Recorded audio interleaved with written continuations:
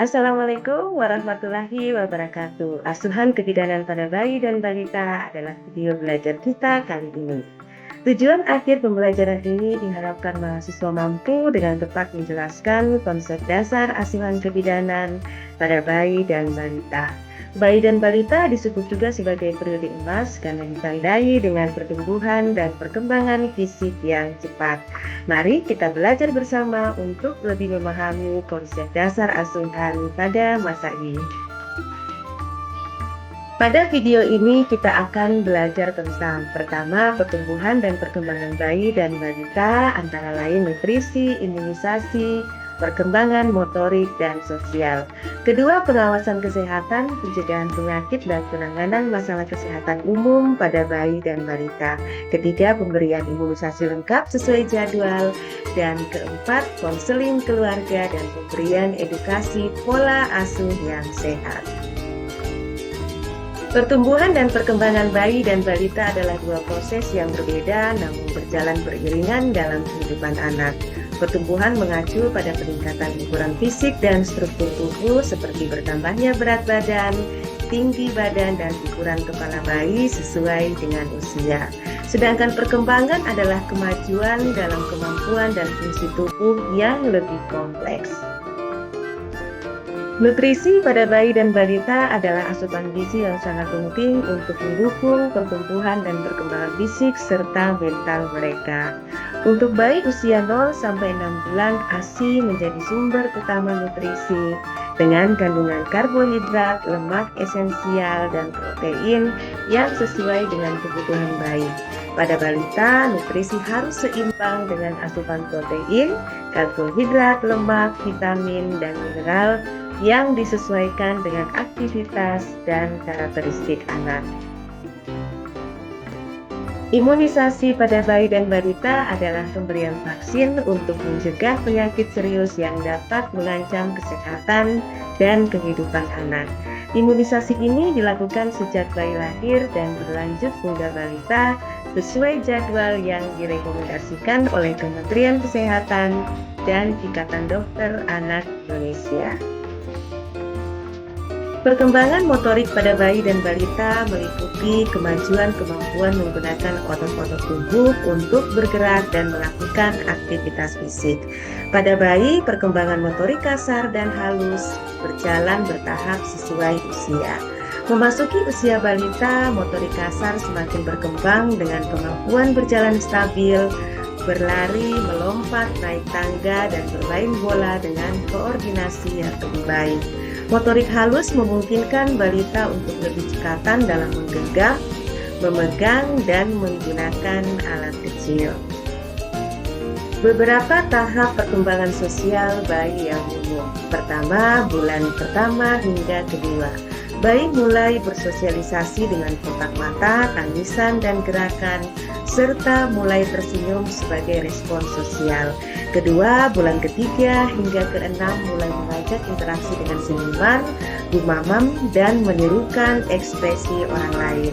Ketiga, bulan ketujuh hingga bulan ke-12 muncul attachment spesifik pada orang tua, ketertarikan pada bayi lain, serta kemampuan menunjukkan emosi seperti tertawa dan rasa malu.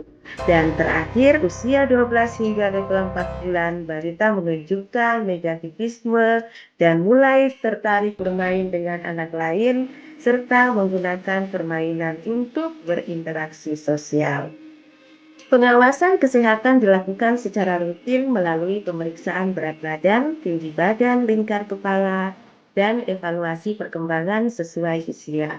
Kegiatan ini biasanya dilakukan di posyandu. Pengawasan membantu mendeteksi gangguan tumbuh kembang sejak dini agar dapat segera ditangani. Pencegahan penyakit pada bayi dan balita penting dilakukan melalui pemberian imunisasi lengkap sesuai jadwal, pemberian ASI eksklusif selama 6 bulan pertama, dan pengenalan MPASI bergizi setelahnya. Jika ditemukan tanda-tanda sakit atau gangguan pada bayi dan balita, segera konsultasikan ke tenaga medis. Kegiatan posyandu sangat vital dalam mendukung pengawasan dan pencegahan dengan melibatkan kader dan tenaga kesehatan. Pemberian imunisasi lengkap sesuai jadwal pada bayi dan balita di Indonesia mengikuti rekomendasi dari Kementerian Kesehatan dan Ikatan Dokter Anak Indonesia. Imunisasi dasar lengkap yang utama pada bayi usia 0 hingga 6 bulan adalah vaksin hepatitis B, BCG, polio oral, DPT, vaksin pneumokokus, rotavirus, serta vaksin influenza. Dampak jika tidak memberikan imunisasi lengkap pada bayi dan balita. Pertama, risiko anak terkena penyakit yang seharusnya bisa dicegah dengan vaksin. Kedua, penyakit menular yang semakin meluas ke masyarakat. Ketiga, komplikasi penyakit yang lebih berat dan memerlukan perawatan intensif, serta angka kematian bayi dan anak akan meningkat. Konseling keluarga dan pemberian edukasi pola asuh yang sehat pada bayi dan balita sangat penting untuk menciptakan keluarga yang harmonis dan mendukung perkembangan optimal anak. Konseling keluarga membantu orang tua memahami dinamika keluarga, memperbaiki komunikasi, mengatasi konflik secara konstruktif, serta meningkatkan pemahaman dan empati antara orang tua dan anak. Dengan demikian, konseling mendukung penerapan pola asuh yang tepat. Pola asuh yang sehat seperti pola asuh demokratis memberi anak kebebasan mengemukakan pendapat sambil tetap menerima bimbingan dari orang tua. Berikut adalah tahapan konseling keluarga yang relevan untuk bayi dan balita berdasarkan beberapa sumber. Pertama, tahap awal interview dan identifikasi masalah. Lakukan wawancara, berdayakan keluarga, serta identifikasi masalah.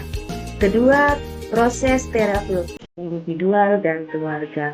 Intens menggali informasi serta kenali peran dan pengaruh masing-masing keluarga. Tahap ketiga, integrasi dan implementasi tindakan. Membantu melakukan reintegrasi, implementasikan prinsip-prinsip pola pengasuhan yang telah dipelajari serta lakukan monitoring dan evaluasi.